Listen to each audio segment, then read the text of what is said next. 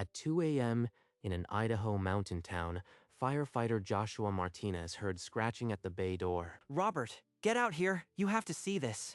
Captain Robert Callahan dropped his coffee mug and ran. 3 soot-black Labrador puppies shivered under the Bobcat's swollen belly, and every one of them wore a collar.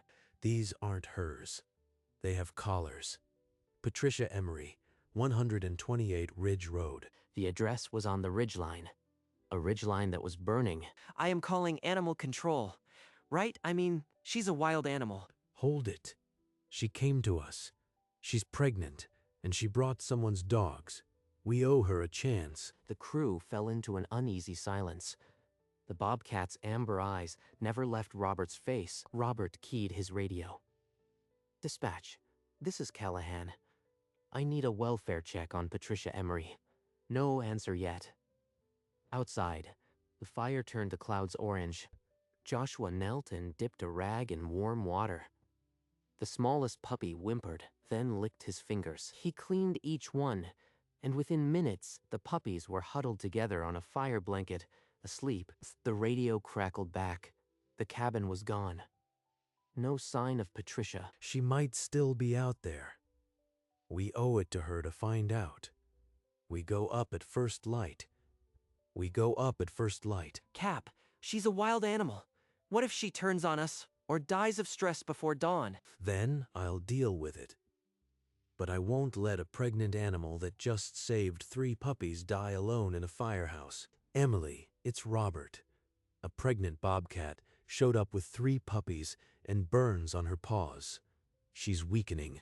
Can you be here at dawn? Robert hung up. The bobcat's flanks heaved. Her eyes tracked his every move. She refused to rest. They built a pen from gear crates and old turnout coats. When the lights dimmed, the bobcat finally laid her head down. Dawn was 3 hours away. Outside the bay door, the fire on the ridge still glowed like an open wound. Dawn broke gray and smoky. Dr. Emily Ross knelt beside the bobcat, stethoscope pressed to her swollen belly. She's days from delivery. Minor burns on her paws. Remarkable she made it this far. Can you stay with her while we check the ridge? We have to know if Patricia made it. Go. I'll keep her stable. But Robert, bring back good news. Robert and Joshua took the truck up the mountain, weaving between fallen pines, still smoking. At 128 Ridge Road, they found a chimney standing among ash. No walls, no door, no sign of life. Robert called her name into the wreckage, but only silence answered. Captain. Up there. A trail camera. The mount's half burned, but the body looks intact. Joshua scrambled up the scorched trunk, prying the SD card from its slot with trembling fingers. In his palm lay a thumb-sized chip of memory, the last possible witness to what happened here. Back at the firehouse, Robert slid the SD card into the laptop. The first image was a thin bobcat in the dark, ribs showing, staring at a porch. Look at her. She's starving. Time-stamped clips showed Patricia stepping out, night after night, leaving a full bowl. The bobcat would appear only after she went back inside. The footage jumped ahead weeks. The bobcat's coat filled in, her eyes less haunted. She waited for Patricia now. They had a routine. A secret friendship right under everyone's nose. Then the screen went black. When it flickered back, the timestamp read the night of the fire. The bobcat hurled herself through a cabin window. She emerged with a puppy in her mouth, dropped it behind a fallen log, then plunged back into the smoke 3 times. The camera caught the 3rd trip, flames licking the doorframe, before the feed died. She knew those dogs. She knew Patricia. That wasn't instinct. That was loyalty. In the silence that followed, the only sound was the bobcat's ragged breathing from the pen. The stillness broke with the shrill ring of the station phone. Wait, she's alive? Severe smoke inhalation. Unconscious but stable. Listen, tell her. The dogs are safe, and a bobcat. She'll understand. The nurse paused, then added that Patricia had been calling her dogs names before the sedation took hold. She's alive. They found her on the road. She's in ICU at St. Joseph's. Did you tell them about the bobcat? She needs to know why. I did, but the doctor warned she might not wake for days. The crew exhaled, a strange mix of hope and helplessness. Dr. Emily checked the Bobcat again. Her pulse was stronger. The puppies had wandered back to her side, nuzzling into her belly. You did your part, girl. Now it's our turn. Outside, the smoke was thinning. But inside the firehouse, a fragile hope had taken root. When Patricia remembered the fire, she tore the mask from her face and grabbed the phone. This is Patricia Emery. They said my dogs are there and a bobcat. I am coming. Mrs. Emery, you should rest. I'll bring the dogs myself. Yes, ma'am. I understand. We'll be ready. She's nesting. Contractions are 20 minutes apart. The Bobcat paced the pen, then settled, then paced again, every instinct driving her to find safety. Cap, I am calling in sick. Emily needs help setting up a clean space. This is bigger than any shift. Within minutes, blankets and vet supplies formed a private nook beside the engine, draped with an old tarp. Chief, we've got a pregnant bobcat in labor, a missing woman found alive and on her way, and a crew who hasn't slept. I need backup. The chief grumbled something about a circus, but promised a relief crew within the hour. The firehouse was no longer just a station. It was a maternity ward, a shelter, and a waiting room for a miracle. Dr. Emily clicked on a forgotten folder. The SD card held memories from 2 springs ago. This bobcat had a litter back then, but the kittens didn't survive. Look at her. She's burying them. The screen showed the bobcat pawing dirt over 3 small forms, then curling beside them, motionless. She stayed there for hours, refusing to move, refusing to eat. The timestamp jumped. Now Patricia was there, leaving a bowl of food and settling on the top step. She came back every night, wordless. On the 6th night, the bobcat finally crept to the bowl. By summer, the bobcat was plump again, pressing her forehead against Patricia's knee under the porch light. She didn't just owe Patricia food, she owed her life. That's why she ran into the fire. That's why she came here. Outside, headlights cut through the bay. Patricia's ride had pulled into the lot. Patricia limped into the bay, her hospital bracelet still on. The puppies saw her and ran, yipping. Bella, Max, Scout. Oh, thank God. You are safe. She looked up, across the bay. Amber eyes watched from the pile of blankets. Ember. I named her Ember. Her coat looked like embers in a fire. She's been coming to my porch for years. When I found her, she was so thin, grieving her dead kittens. I left her food. I never thought she'd remember, let alone repay me. Contractions are 5 minutes apart. It's happening now. I am staying. After what she did for my dogs, I won't let her go through this alone. Robert nodded. The crew stepped back, forming a silent circle around the tarp. Ember pressed her nose into Patricia's palm and purred, a sound none of them had heard before. Outside, the ridge was a black scar under the moon. Inside, new life was only heartbeats away. Patricia knelt in the tarp shelter and began humming an old tune, a lullaby her mother sang when she was small. Ember's eyes half closed, her tensed muscles loosened for the first time in hours. In 20 years, I've never seen anything like that. She's calming her down like a child. Quiet.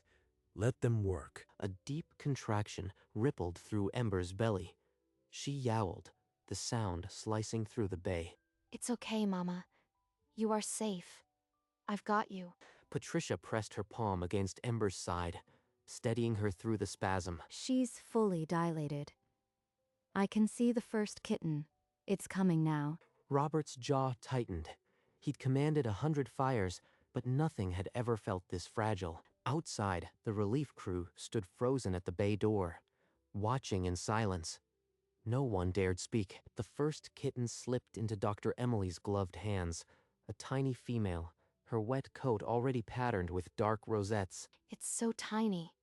Oh, look at you, little one. The second kitten followed quickly, but the third lodged in the birth canal, hind legs first. Breach. I have to turn it. Don't let her move. For an agonizing minute, the kitten lay limp. Then Emily rubbed its chest, and a tiny squeak cut the silence.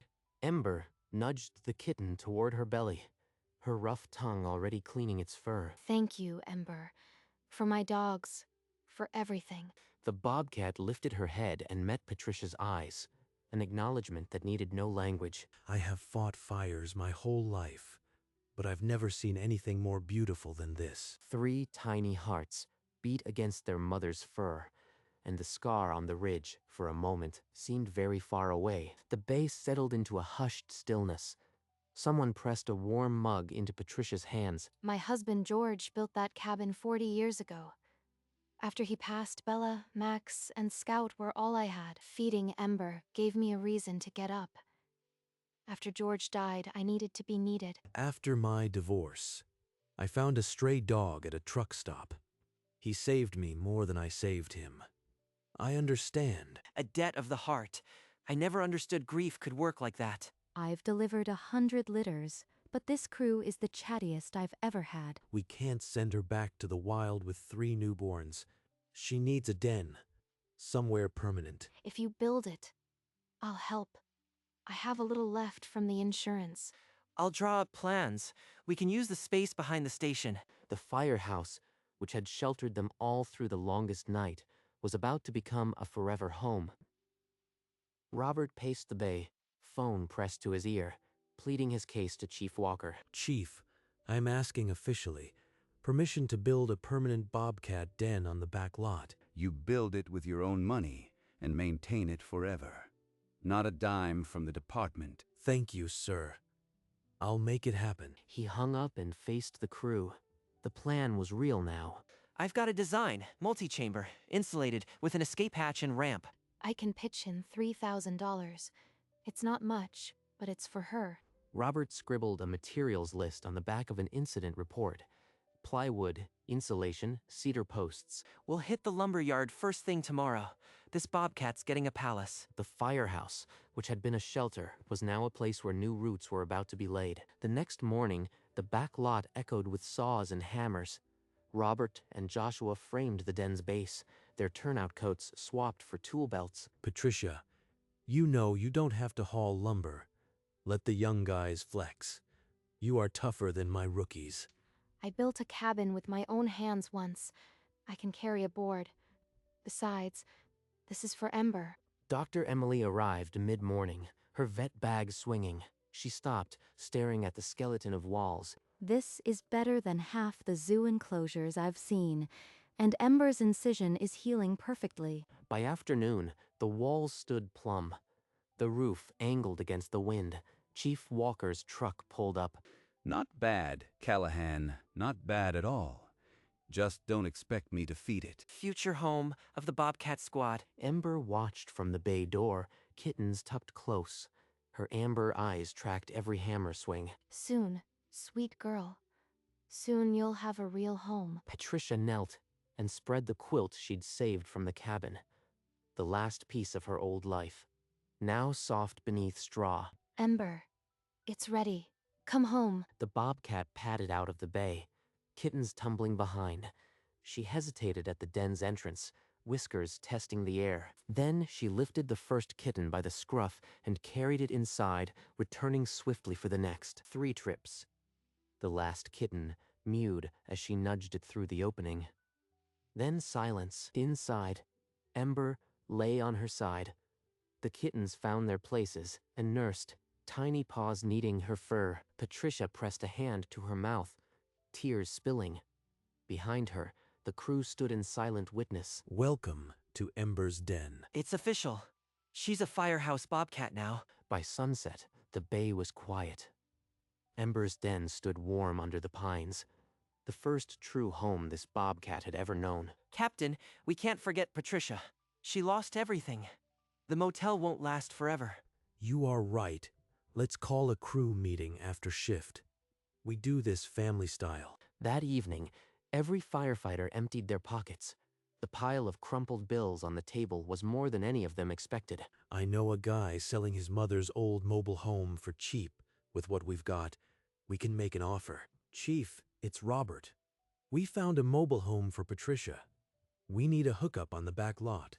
just temporary. Fine. But don't make it a trailer park. Keep it quiet. The mobile home arrived on a flatbed. Patricia stood in the bay door, her hand pressed to her chest. I haven't had a home since the fire. You gave me more than walls. You gave me a reason to stay. Inside, she placed George's photo on the windowsill. From that window, she could see Ember's den framed by pines. The firehouse had become a village, and at its heart, a bobcat kept watch with 3 dogs at her side. Every morning, Patricia walked to the den with fresh water and a bowl of food. Ember greeted her with a low, rumbling purr. Good morning, beautiful. How are my babies today? The kittens, now 3 weeks old, wobbled into the sunshine for the first time, their spotted coats gleaming. The Labrador puppies raced over. After a cautious sniff, one kitten pounced on Scout's wagging tail. I used to be terrified of bobcats. Now I am checking on them like a nervous uncle. They grow on you, just like every stray this station has ever adopted. A call came in. Smoke sighted on the south slope. The crew bolted, but as the engine rolled out, Joshua yelled back. Make sure Ember's water is fresh, and don't let the puppies chew on the medic bag. Patricia laughed from her porch, tea warming her hands. The Labradors dozed at her feet, the den always in view. She had lost a home, but she had found a purpose and a family that stretched across 2 species. By autumn, the 3 young bobcats had grown sleek and restless. One by one, they vanished into the forest. Patricia watched the last one disappear at dawn, her hand pressed to the window. It's the way of things. But I'll miss them. A month later, Patricia checked the trail camera. On the small screen, Ember moved through the woods, her belly heavy, her coat thick. Robert, she's pregnant. Ember's coming home. That evening, Ember appeared at the den entrance. She stepped inside without hesitation, as if she'd never left. Her second litter came swiftly, without drama. 3 new kittens, eyes shut, mewled at her side. Patricia helped wash them with a warm cloth, singing softly. Welcome back, Mama. I knew you wouldn't stay away. Robert fired up the grill that weekend. The crew toasted with root beer, calling it the Bobcat Station Maternity Wing Barbecue. To Ember, who proved that no kindness is ever wasted. From that spring forward, Ember returned every year. The den was no longer a shelter. It was her home. Word spread through the valley. A farmer arrived with an injured hawk in a cardboard box, trusting the crew's soft spot. Patricia's got away with wild things. She'll know what to do. She splinted the wing with a firehouse ruler and fed it with an eyedropper. The hawk glared but lived. Soon, we'll need a zoo permit. Ember's bringing in more strays than we ever found. A county reporter arrived with a camera. Robert posed awkwardly, Ember peering from the den behind him. We just did what anyone should do. The Bobcat's the real hero. The headline read, "The Bobcat Firehouse, where even wild hearts find home." Patricia abandoned her cane that summer. She worked her garden daily, the Labradors dozing nearby. Tourists sometimes pulled off the highway, hoping to glimpse a bobcat. Joshua turned them away gently, but posed for photos by the sign. The firehouse had become a sanctuary, not just for a bobcat, but for every creature beaten down by fire and loss. That winter, the snow fell hard and fast. Robert and Joshua shoveled a path from Patricia's door to the den every morning. Patricia, you don't have to do this every day. I'll feed her. She depends on me. I've outlived worse winters than this. She carried warm broth and extra straw, kneeling to push it through the opening where Ember's nose pressed out. One morning, a tiny spotted head poked through the snow. Then another. The latest litter had opened its eyes. By the time the snow melted, the kittens were tumbling after the old Labradors through new grass. Patricia sat on her porch, a quilt across her lap. The 3 Labradors, now gray-muzzled, slept at her feet. We found a good place, didn't we, George? From the den, Ember's steady purr rumbled through the evening, a sound of perfect contentment. The firehouse stood quiet against the sunset, a beacon for all who found their way home. Years passed. Patricia's hair turned snow white, her smile unchanged. The original Labradors were gone now, but a new generation of puppies tumbled through the grass. Ember still returned each spring, her coat dusted with gray, her amber eyes undimmed. Joshua, now captain, pinned a new photo of the latest litter on the bulletin board. Robert, retired but never far, spent his afternoons in a lawn chair by the den, a bobcat cub often curled on his lap. Patricia, slower now with a cane, still brought the morning water bowl. A young Labrador, Bella's grandpup, trotted at her side. One spring, a school bus pulled up. Joshua gathered the children by the den. A bobcat once saved 3 puppies from a fire, and a widow who fed her when she was starving. A little girl gasped as 3 tiny bobcat kittens tumbled out of the den, chasing a butterfly. She's been coming home for 10 years now. No kindness is ever wasted. The Bobcat station sign still hung over the door, bleached by sun and snow, a promise kept. She untied the faded red ribbon from the porch post, one of the few things she'd saved from the cabin. Then she settled into her chair, the old quilt drawn close. In the yard, the latest litter tumbled after fireflies. A tiny cub pounced, missed, and rolled over a sleeping Labrador. The Labrador yawned, tail thumping, as the cub batted at his ear. Patricia traced the edge of George's photo, her thumb worn across the silver frame. Thank you for bringing me home, Ember. From the den, Ember lifted her head. Her amber eyes caught the last light. A single tear traced Patricia's cheek. Not grief, fullness. The Firehouse engine sat quiet in the bay.